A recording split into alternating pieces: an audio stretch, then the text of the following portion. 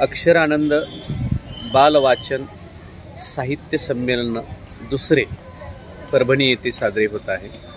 यावेळी संमेलनाच्या स्वागत अध्यक्ष आपल्यासोबत आहेत। आज संमेलनाच्या स्वागत अध्यक्ष झालात, त्याबद्दल आपल्या भावना आम्हाला समजून घ्यायच्या। काय वाटतं तुम्हाला ही संधी मिळाल्याबद्दल?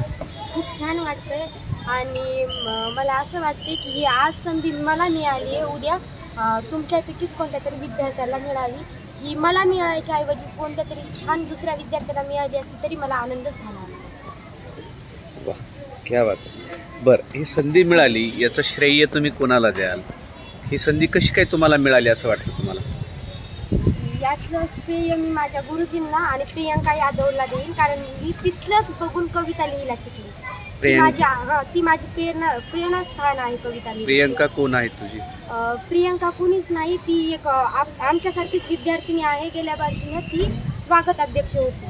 गेल्या वेळेस स्वागत अध्यक्ष होती आणि तिच्याकडून प्रेरणा घेतली तू? हा, ती खूप कविता करते। पाथरी तालुक्यात तिचा पहिला नंबर आहे कविताला।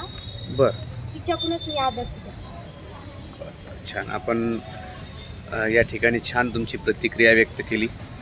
बेटा, एवढ्या लहान वयामध्ये हे कुठंतरी एक बीज तुमच्या मनामध्ये आमच्या या माध्यमातून, गुरुजींच्या माध्यमातून रुजल्या गेलं आहे। या संमेलनात अध्यक्ष आणि स्वागत अध्यक्ष ह्या ज्या दोन मुली आहेत, तुम्हाला हे मान जो मिळालेला ह्या कायम आयुष्यातला पहिलं तुमचं हे अनमोल क्षण आहेत, हे जपून ठेवा आणि जीवनात उत्तुंग भरारी घ्या अशी मी तुम्हाला शुभेच्छा देतो।